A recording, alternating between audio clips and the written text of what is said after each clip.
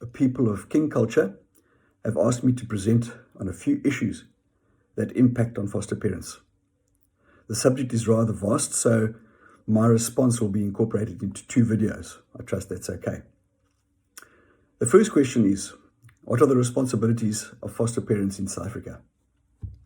At the outset, I need to stress that the Constitution and the Children's Act encourage a change of thinking towards society. It's a very different scenario to what it was in the previous dispensation. Consequently, there have been major improvements in our law with respect to children's rights.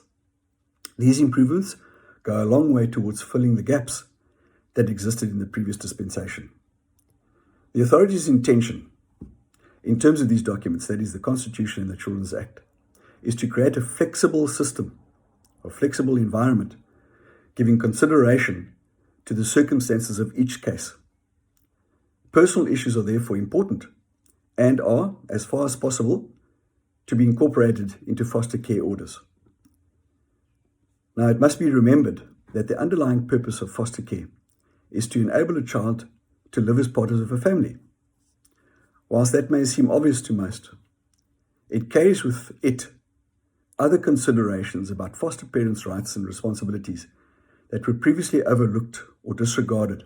For example, the child's views now, depending on the age of and their maturity levels, the child's views now are very relevant. In the previous dispensation, that wasn't the case.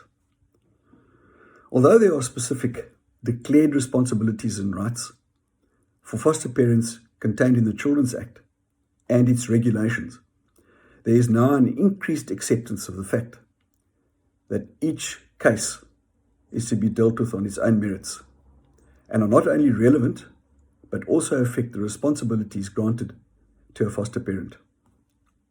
Section 188 of the Act spells out how the responsibilities of foster parents are to be determined.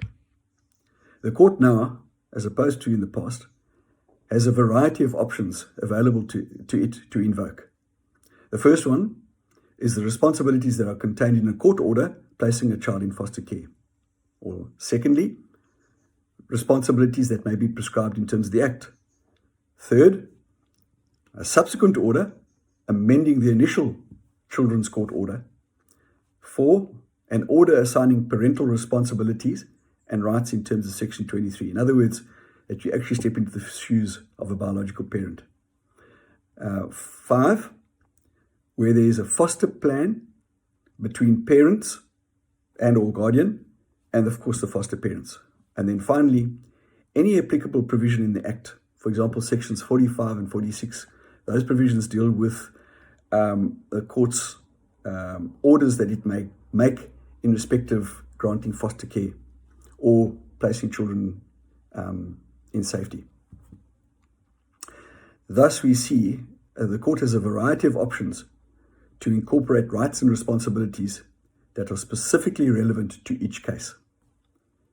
The section goes on to confirm the existing position that a foster parent may not make any major decisions, like, for example, consenting to the child's marriage, unless the foster parent gives due consideration to the following factors. 1, any views expressed by the child having regard to the child's age and maturity.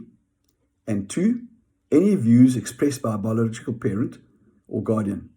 This is generally where most foster parents have complications. Biological parents can often be irrational or illogical and frustrate the best interests of their child by unreasonably refusing consent. By implication, therefore, this is a significant improvement. A foster parent may now make a major decision if the above factors are considered.